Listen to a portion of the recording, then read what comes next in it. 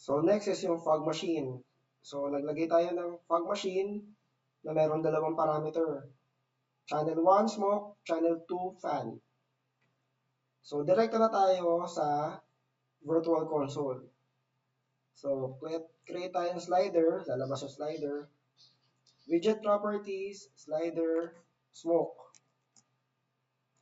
Widget name, level, switch to level mode. Tapos, click natin yung fog machine, click natin yung fan. Kasi smoke lang yung kailangan natin. Next, fan speed naman. So, maglalagay tayo rito.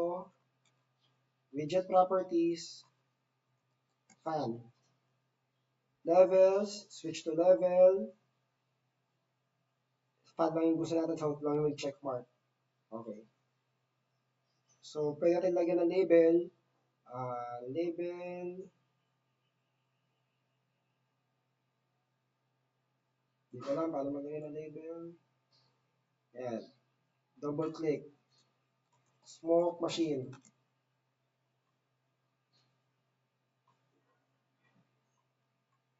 So, pag pinay natin, punta tayo sa fixture monitor smoke. Okay, running. Fan. Running. Mandar yung values. Yun lang.